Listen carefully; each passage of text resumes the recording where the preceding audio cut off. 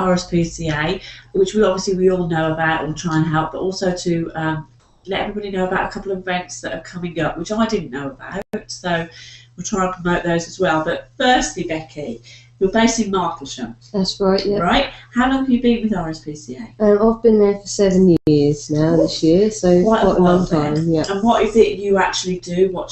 Or do you all do everything? Well, my role there is the deputy manager. Right. So normally I look after the members of the staff and volunteers. Okay. I also get involved with the cleaning side of things if we're short staffed. So you put your hand to... Yeah, practical and also office-based admin and doing the website, the fundraising events. Right. So, yeah, across the board really, every day is different. I suppose it's not only care of the animals, a lot of your job is as well, you have to raise funds to keep going. Yeah, we're a branch of the RSPCA, Yeah. so we are our own registered charity. Okay. We don't, as a rule, get help from the national RSPCA, so adverts that you see on the TV, newspaper articles, they're part of the national work. We're at branch level, so all of our fundraising, the events we carry out, any new building work that we're doing, any projects for the animals, the funding for that comes locally. So from the local support. I see, right. So you have to raise your own funds for that branch. But that's good in a way for people to know if they get involved, the money's staying in their area to help that. Yeah, it comes what's local. The situation like at the moment? Is there been an increase? We always hear there's an increased Christmas. But what goes on then? It goes quiet for the rest of the year. Yeah, on the rehoming side of things, on the intake of animals, generally people think Christmas is a busy time for us. It's not the Christmas period so much, it's just after then, when people have got the kittens, the unwanted puppies, the dogs, say, get to about 6 months old, they've got training issues where people haven't been able to iron out, like house training or general obedience worries.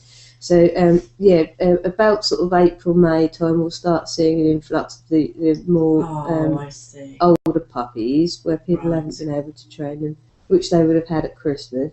Right. And then summer months, from May through to October, is generally our kitten season. Is it really? So, yeah, we get. Why? I think because of the warmer weather, as a rule, most domestic pets won't give birth as such over the winter months. Right. And same with the feral colonies. They breed throughout the whole year, but they tend to wait for the warmer weather. I see, yeah. And lately we're seeing more of an increase in the kitten season around about school holidays time. Oh, yeah. So we're still fairly low levels at the moment, but come school holidays we'll have lots in. Yeah, it's going to... you're rehoming. Do you find it's easier to rehome puppies and kittens than they're still puppies and kittens at 2, aren't they? But do people still go for the little tiny bundles? Younger ones, yeah. On the cat side, particularly, colour seems to come into play with that. Unfortunately, we have a lot of black cats. Do you really? So when people are going around the catteries, if you've got your black ones compared with the ginger and your tabbies, the colourful ones tend to go a lot quicker and easier. Yeah. The same on the dog front. Unfortunately, we see a lot of the bull breeds, so your Staffordshire Bull Terriers, your Mastiff types. Yeah. And people, I think, because of general perception of those dogs, as they are a bit scary, they're a bit strong. For families, that type of thing, people are wary of them, and because of the fighting, people see on the telly, that type of thing as well. So anything more Chihuahua or Labradorish, that tends to go very quick. Right, yeah. So it's we did do, like we've just discussed, a thing with Blue Cross about the plight of the Staffordshire Bull Terriers. So it's the same really through the board. It is, yeah. All the different rescue organisations, they'll say the same thing. The bull breeds will get a bit more sticky in the kennels. There are luckily people that do promote the breed, Staffy rescues, and like the Blue Cross trying to do their campaign. We had a Get to Know Your Staffy campaign on a national level. So it's just trying to open people's eyes up to that they can be family pets. Nice, yeah. Because back in older times, they were seen as nanny dogs.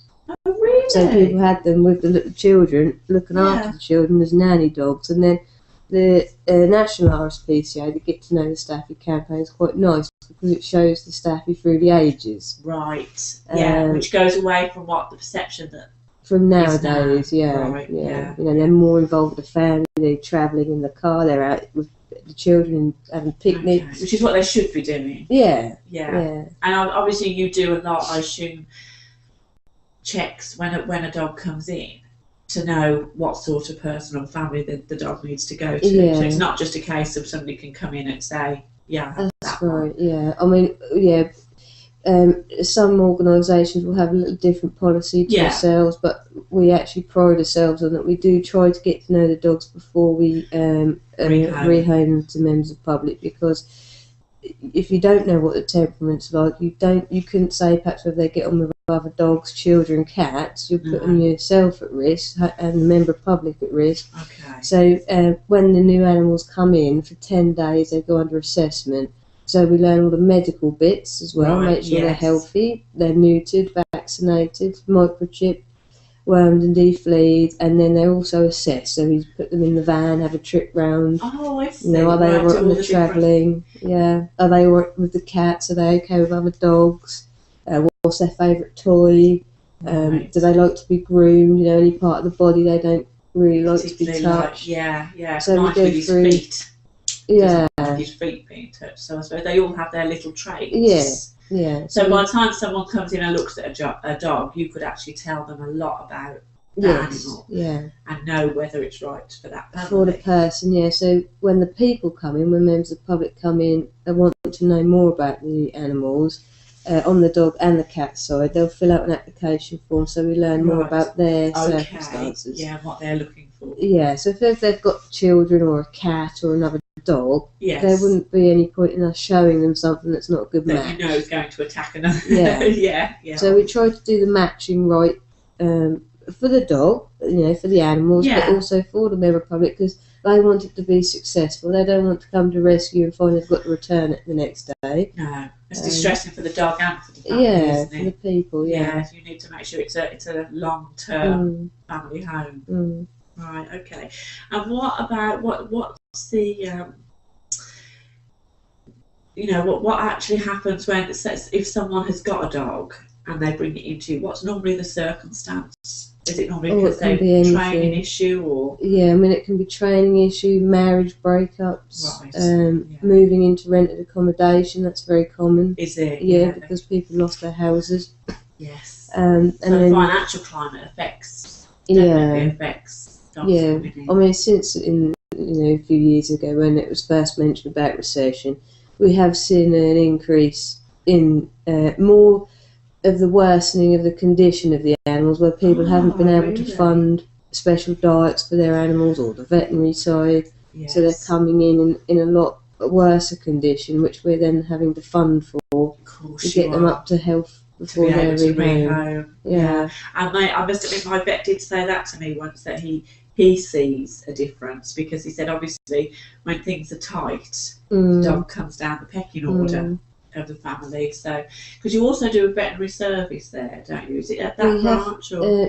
Well, it's within our branch, and we have a veterinary clinic in Ipswich on St George's Street for those people in receipt of benefits. I see. Because obviously private veterinary practice, if you're going there, it's going to be a little bit more money.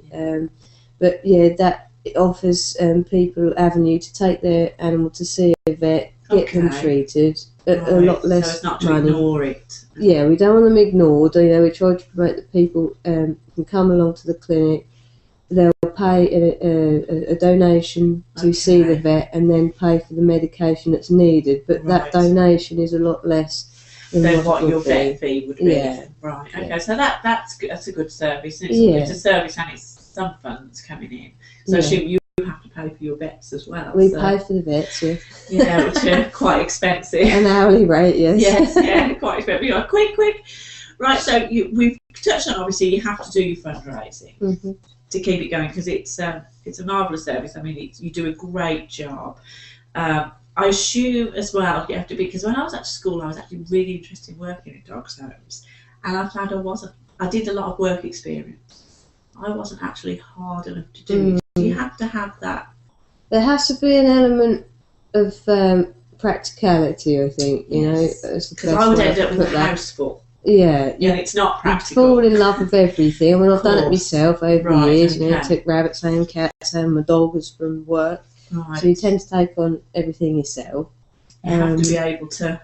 Yeah, you have to be able to just, for your own emotional side as well, Yes. because particularly within the RSPCA work, we are seeing the cruelty Of course you are. aspect. Other organisations are just helping people that can't cope with their pet, Yes. but we're getting the more Calls to say serious someone's things. worried about it. I mean, the advert that's on at the moment, the national advert, is with Pedigree. That's absolutely heartbreaking. I assume that's the dog in something the rain, you have to see. Yeah, we see. I mean, the inspectors, they'll see that on a daily basis. We at Martlesham, our main aim as the rehoming centre is to help accommodate those animals that the inspectors have to rescuing. take. Yeah, Right, I see. so we'll see things.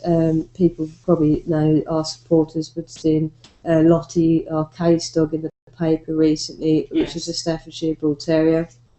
And I think her weight when she came in was ridiculous weight, about 9 kilograms. Oh. She's now actually rehomed to some lovely people here in Felixstowe, I believe. Yeah. So they're getting on great with her.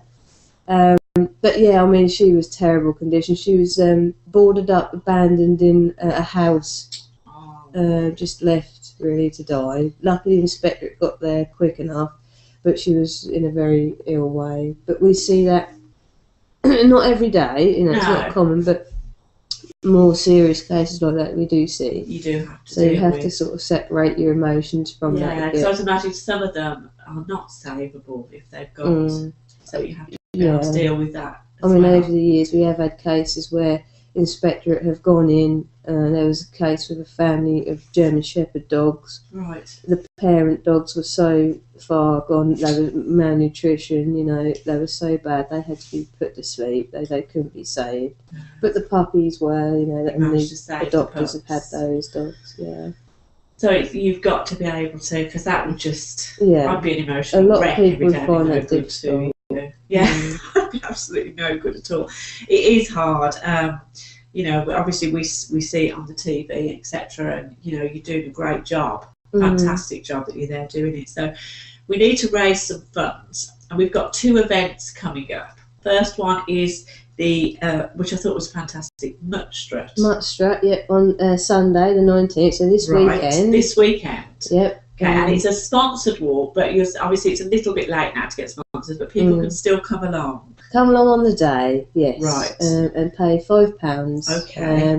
You'll take part in your registration's at 10. Okay. The walk starts at 10:30, so everyone will meet in the car park, and then you'll be kind of ushered onto the route, and it's a 3-mile walk through the public footpaths, the fields, right, going down towards the River Deben, and you'll walk along the river wall, back up to the centre, which is about 3 miles. So it'll be about an hour's walk, depending on your pace. Yeah. But it's good opportunity to meet people as well, though. Yes, people to get out with their dog and meet people. And a lot of it, because it attracts our the animals that have been adopted, so they can all get together again. We get to see them, which is nice great. For you. Yeah, with new owners. Yeah. That's a lovely route. It's lovely. Is really it? Pretty. Yeah. So that's a good idea. Yeah. I can't join you because mine's not sociable.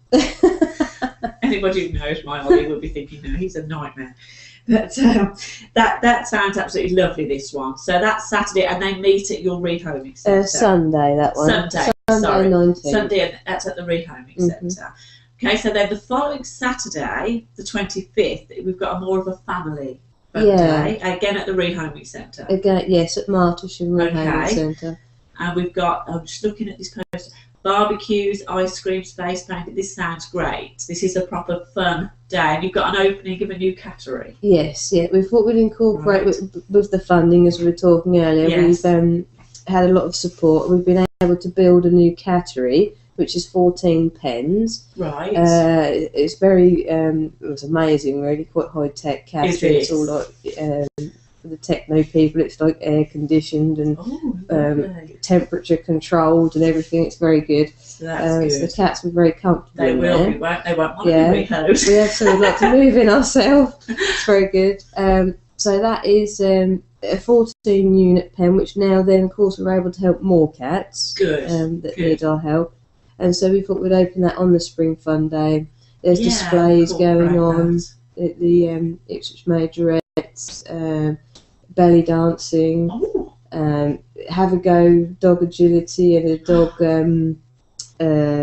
like an assault course type thing oh, you can have a go lovely. with. Right, Yeah, so there's all different things going on for that one. So that sounds great. So that's Saturday the 25th. And what time can people come to that? That starts at 11:30. 11:30. Right. Finish about 3:30. So Okay. from 11:30. So it's nice to pop down with the children. Mm. Yeah, and they can have a look.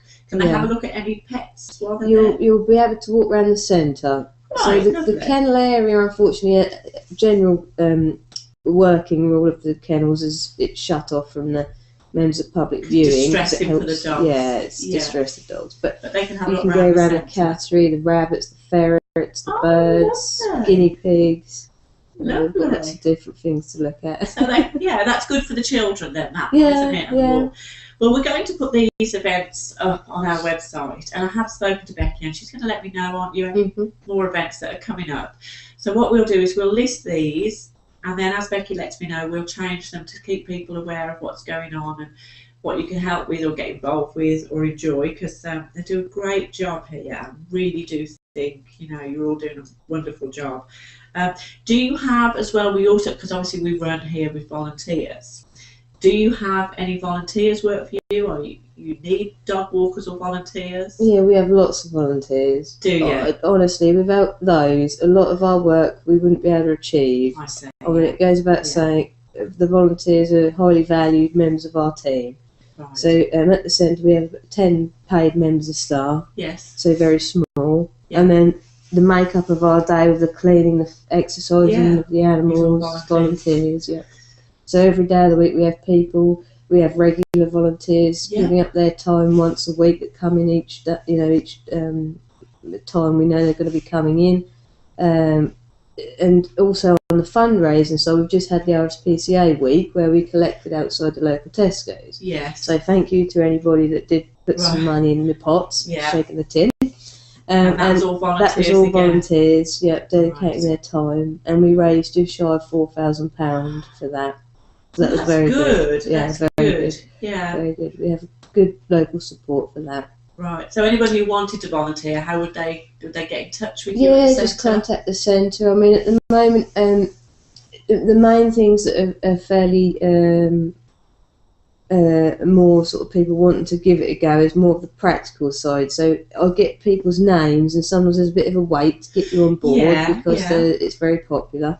But anyone that would like to do that, they can go on our website and fill out an application form for volunteering, or email, and I'll forward on a application form. Or anybody perhaps that's got a fundraising idea, they could get back to you with. Fundraising. If they want to do an event, anybody wants to run an event, and for the RSPCA, that'd be a good idea. Coffee mornings or anything that you want to run.